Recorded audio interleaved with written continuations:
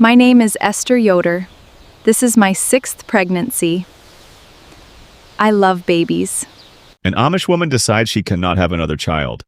There is no single Amish rule telling her exactly how many children she must have.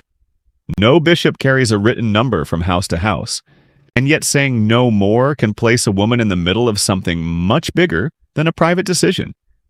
Her husband may have expectations, her family may have expectations, her church community may have expectations, and depending on where she lives and which Amish affiliation she belongs to, the consequences can look completely different. So what actually happens when an Amish woman says, "I don't want another child"? The answer is far more complicated than most outsiders imagine. What actually happens next depends on her community, her husband, and how much she is willing to risk to hold her ground on this one quiet, private decision. She won't announce this decision from a porch or write it in a letter.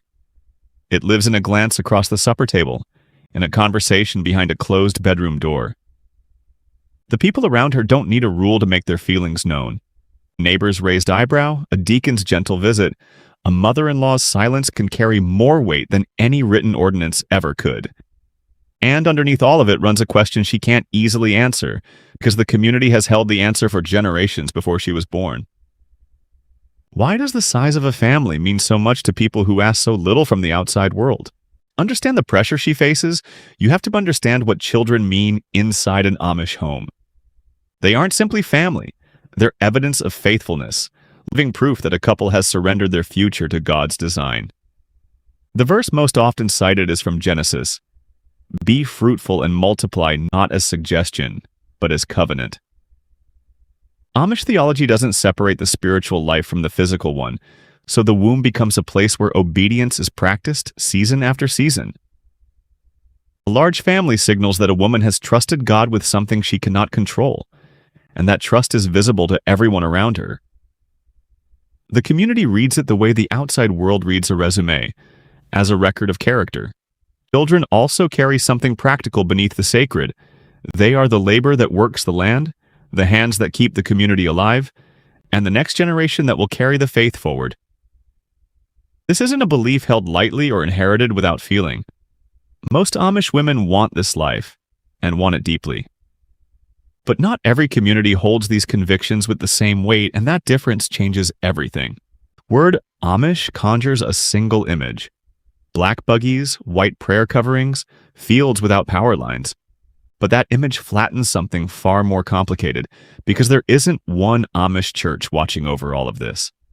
There are more than 40 distinct affiliations across North America, each with its own ordnung, the unwritten code that governs everything from hem length to how a family handles conflict.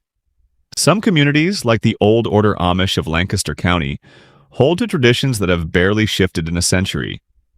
Others, like the New Order Amish, have quietly allowed electricity in barns, telephones in workshops, and a wider conversation about personal conscience.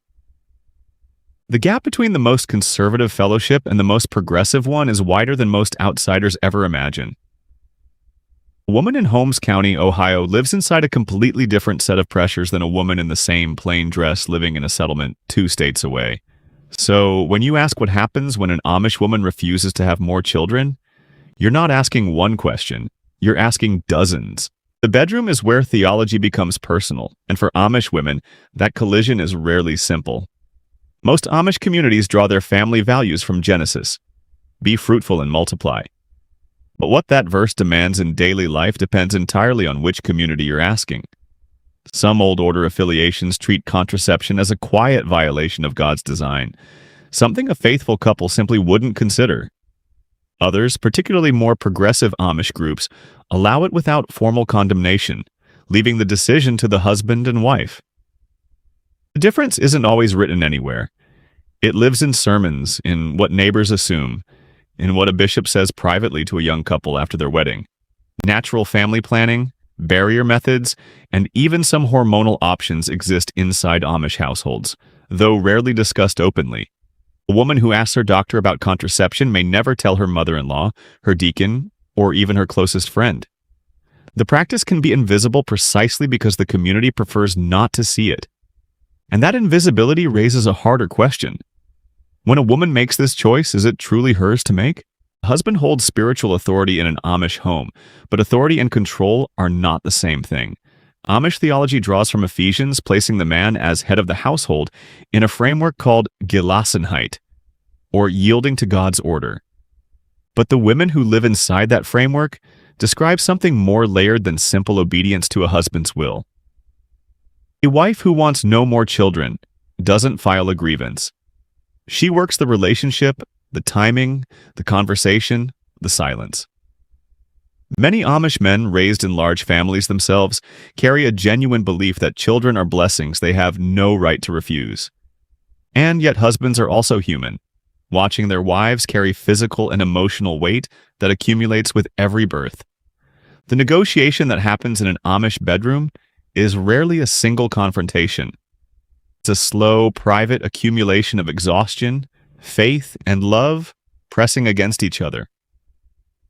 Some husbands yield quietly without ever naming what they've agreed to. Others hold firm, and the wife absorbs that answer back into her daily life. What happens when that private reckoning isn't enough, when the community itself begins to notice, is where the stakes change entirely. Nobody files a complaint, and nobody calls a meeting. The community simply begins to notice. A woman's family size is visible in a way that few private decisions ever are, written into the faces of the children sitting beside her at Sunday service. When the numbers stop growing, people talk.